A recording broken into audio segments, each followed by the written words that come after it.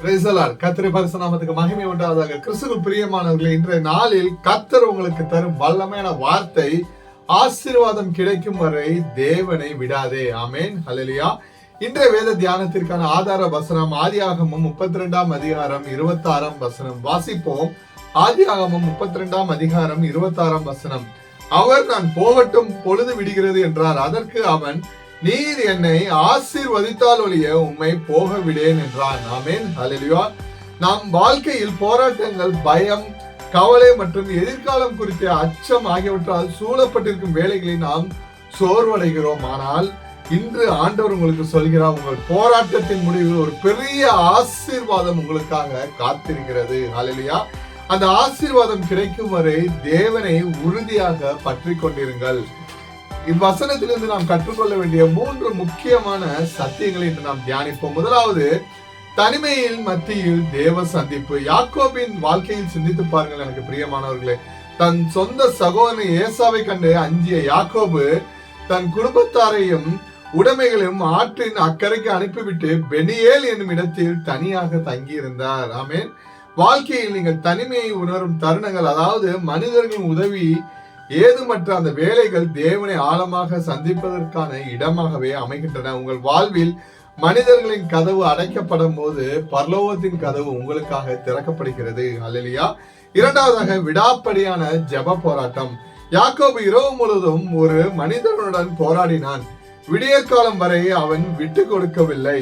பெரும்பாலும் நம் ஜெபங்களுக்கு உடனடியாக பதில் கிடைக்காத போது நாம் ஜெபிப்பதை நிறுத்தி விடுகிறோம். ஆனால் யாக்கோபோ, விடியற்காலம் ஆகிவிட்டபடியால் என்னை போக விடு என்று தேவன் கூறிய போதும், நீ என்னை ஆசீர்வதித்தால் அன்றி உம்மை போக விடேன் என்று உறுதியாக தேவனை பற்றி கொண்டிருந்தான்.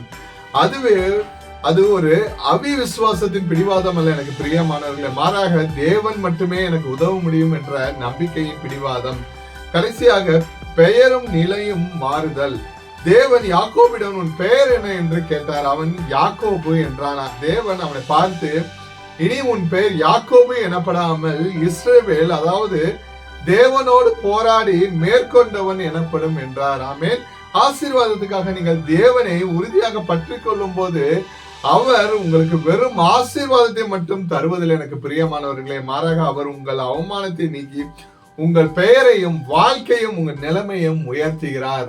ஆமென்.